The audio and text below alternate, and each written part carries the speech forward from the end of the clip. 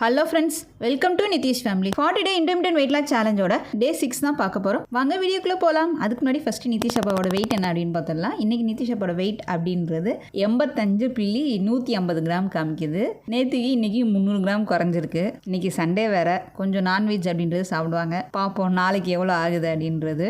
ஏற்ற இறக்கமாக தான் இருக்கும். இருந்தாலும் கொஞ்சம் கூட எக்ஸசைஸ் இன்க்ரீஸ் பண்ணோம் அப்படின்னா கரெக்டாக வந்துடும். சரி வாங்க இன்றைக்கி என்னென்ன சாப்பிட்டு ஃபாலோ பண்ணியிருக்காங்க அப்படின்றது பார்க்கலாம். இன்றைக்கி நான் வந்து ஃபாஸ்டிங் தண்ணி மட்டும் தான் குடிப்பேன். கொஞ்சம் பிரிஸ்காக ஃபீல் பண்ணேன் அப்படின்னா நான் வாக்கிங் போவேன். மார்னிங்கில் வாக்கிங் போகல, சமைக்கிறதுக்கு உட்காந்துட்டேன். ஸோ ஈவினிங்கில் வாக்கிங் போவேன்.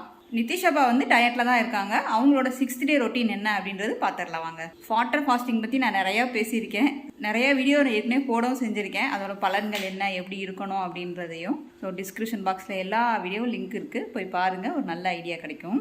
நிதிஷ் அப்பாவும் காலையிலே சைக்கிளிங் போயிட்டாங்க. நான் வந்து வீட்டு வேலைகள் செய்ய ஆரம்பித்ததுனால அவங்க 2 பேரும் செமையாக ஒரு 1 hour கிட்ட 2 பேருமே சைக்கிளிங் ஓட்டிகிட்டு வந்துட்டாங்க. ஸோ காலையிலே நிதிஷ் அப்பா அவங்களோட 300 கலோரியை வந்து பேன் பண்ணிட்டாங்க. சிறுதானியம் இட்லி தோசை மாவு தான் நேற்றுக்கு நான் ஊற வச்சு அரைச்சி வச்சுருந்தது தான் நல்லா புளிச்சிருச்சு. நேற்றுக்கு ஊற வைக்கும்போது சிறுதானிய அரிசிகள் வரகு, திணை, சாமை வந்து 3 பங்கும், உளுந்து வந்து 1 பங்கும், அதுக்கப்புறம் அவல் 1 பங்கும் போட்டிருந்தான். ஸோ அதுதான் ஒரு 4 to 6 மணி நேரம் ஊற வச்சு அரைக்கும் போதே உப்பு போட்டு தான் அரைச்சது ஒரு 7 to 8 மணி நேரம் நல்லா வந்து ராத்திரி புளிக்க வச்சுருந்தது தான். நல்லா புளிச்சிருக்கு, சூப்பராக இருக்குது மாவு. இப்போ தோசையோ இட்லியோ சுடுறதுக்கு செமையாக இருக்கும். சிறுதானிய மாவு நல்லா புளிச்சிருச்சு. இப்போ நான் தோசை தான் சுட போகிறேன். நீங்கள் இட்லியும் சுட்டுக்கலாம். நல்லா மாவு வந்து சூப்பராக வந்திருக்கு. எங்கள் வீட்டில் 2 பேர்த்துக்கு 2 நேரத்துக்கு வர்ற மாதிரி தான் இது பண்ணியிருக்கேன். தோசைக்கல் நல்லா சூடாகட்டும். சூடான எண்ணெய் ஊற்றிடலாம். இதில் நீங்கள் பணியாரமும் சுட்டுக்கலாம், ஆப்பம் சுட்டுக்கலாம், எல்லாமே சூப்பராக வரும்.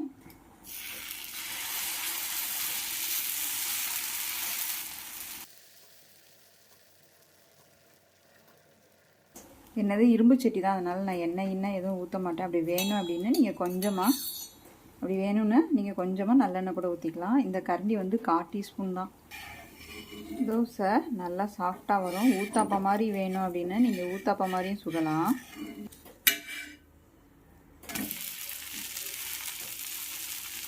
தோசை நல்லா மொறுமொறுன்னு சூப்பராக வரும். அது மாதிரி ரொம்ப புளிக்காது. எல்லா குழந்தைங்களும் சூப்பராக சாப்பிடுவாங்க. குழந்தைங்களுமே சிறுதானியம் அரிசினாலும் நல்லா சூப்பராக சாப்பிடுவாங்க. எப்போவுமே சொல்கிறது என்ன அப்படின்னா, நிறையா செய்யாமல் கம்மியாக மாவு செஞ்சு யூஸ் பண்ணி பாருங்கள். அப்போ தான் நல்லாயிருக்கும். ரொம்ப புளிக்க வச்சிடாதீங்க சிறுதானிய அரிசியில். நிதிஷ் அப்பாவுக்கு நான் வந்து வெயிட்டு போட்டு தான் தோசை எடுப்பேன். ஸோ வெயிட் மிஷினில் ஒரு தட்டு வச்சு ஃபஸ்ட்டு 0 கிராம் கொண்டு வந்துட்டு 47 கிராம் இருக்குது. ஸோ 2 தோசை அப்படின்றது 88 கிராம் இருக்குது. சின்னதாக ஒல்லியாக ஊற்றினாலும் தோசை வந்து 2 தோசை 88 கிராம் இருக்குது. இன்னொரு தோசையும் ஊற்றி 3 தோசை ஊற்றினோம் அப்படின்னா 100 கிராம் கிட்ட வரும். அப்போ அவங்களுக்கு வந்து நல்லா ஃபீலிங்காகவும் இருக்கும், நிறையா சாப்பிட்ட மாதிரி இருக்கும். ஆனால் அளவுகள் கம்மி தான். கரெக்டாக 3 தோசை எடுத்திருக்கேன் தீசப்பாவுக்கு. ஸோ 123 கிராம் தான் வருது. இது வந்து கரெக்டு, காலையில் எடுத்துக்கலாம். சின்னதாக சுட்டதுனால 3 தோசை தெரியுது. கொஞ்சம் இன்னும் மொத்தம்னு சுட்டுருந்தோம் அப்படின்னா இன்னி கூட வெயிட்டு காமிக்கோ. 1 தோசை 2 தோசை இல்லையோ.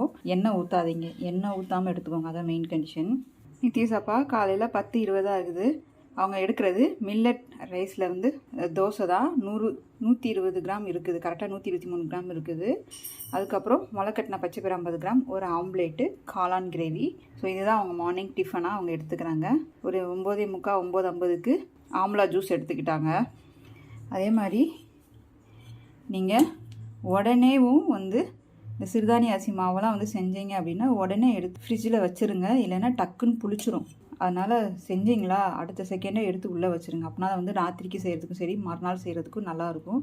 ரொம்ப நேரம் ஒரு 2 மணி நேரம் 3 மணி நேரம் வெளியே வச்சுக்கிட்டு அதுக்கப்புறம் உள்ளே கொண்டு போய் வச்சிங்கன்னா டக்குன்னு புளிச்சிரும். அது ரொம்ப புளிச்சிட்டா சாப்பிட முடியாது. இப்போ நான் எடுத்து இதை ஃப்ரிட்ஜில் உள்ளே வச்சிட்றேன். குட் மார்னிங் ஸ்நாக்ஸாக அவங்க எடுக்கிறது ஒரு 11:45க்கு வாட்டர்மெலன் மட்டும்தான் எடுத்துக்கிறாங்க. வாட்டர்மெலன் வந்து ஒரு 250 கிராம் அளவுக்கு எடுத்துக்கிட்டாச்சு. ஸோ மார்னிங் டிஃபனும் நம்ம மத்தியானம் சாப்பாடும் கொஞ்சம் ஹெவியாக சாப்பிட்டீங்க அப்படின்னா ஸ்நாக்ஸ் எல்லாம் ரொம்ப ஹெவியாக எடுத்துருக்கக்கூடாது. அதை வந்து ரொம்ப லைட்டாக தான் எடுக்கணும். அந்த சமயத்தில் நீங்கள் பழங்கள் எடுக்கிறது, பிளாக் காஃபி எடுக்கிறது, பிளாக் டீ எடுக்கிறது, சுக்குமிலி காஃபி எடுக்கிறது, அந்த மாதிரி எடுத்துக்கிட்டிங்கன்னா வெயிட் லாஸ் செமையாக இருக்கும். வெயிட் மிஷினில் 0 வச்சுக்கோங்க. நான் நிதிஷ் அப்பாவுக்கு 250 கிராம் வந்து ஒரு 400 சம்திங் கலோரி இருந்தது. சரி, அதனால அவங்களுக்கு வந்து 250 கிராம் வந்து எடுக்கிற மாதிரி 5 பீஸ் வரும். அவங்க நைட்டுக்கு வந்து எதுவுமே வேணாம்னு சொல்லிட்டாங்க. அதனால இப்போ வந்து அவங்க மீன் எடுத்துக்கிறாங்க.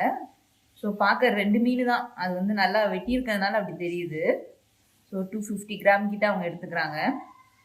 ரைஸ் வந்து 150 கிராம் தான். ஓகே, ரைஸ் இவ்வளோ தான் எடுத்துக்கிறாங்க. மீன் கொஞ்சம் நீங்கள் கூட எடுத்துக்கிட்டீங்க அப்படின்னா, எப்போவுமே நான்வெஜ்ஜை பொறுத்த வரைக்கும் நீங்கள் கொஞ்சம் அளவுகள் அது கூட எடுத்துட்டிங்கன்னா ரைஸை கம்மி பண்ணிடுங்க. மெயினாக நான்வெஜ் இருக்கும்போது ஒயிட் ரைஸ் எடுக்காதீங்க, நம்ம நிறையா சாப்பிட்ருவோம். ரசத்துக்கும் அதே தான். ரசம் கூட அளந்து தான் சாப்பிடணுமா அப்படின்னா, ரசத்துலேயே நம்ம எல்லா இன்க்ரீடியன்ட் போட்டிருப்போம். ஸோ அதுவுமே கலோரி தான். 150 கிராம் வரைக்கும் எடுத்துக்கலாம். 100லேருந்து 150 வரைக்கும் எடுத்துக்கோங்க. ஸோ இது வந்து கரெக்டாக இருக்கும் அவங்களுக்கு.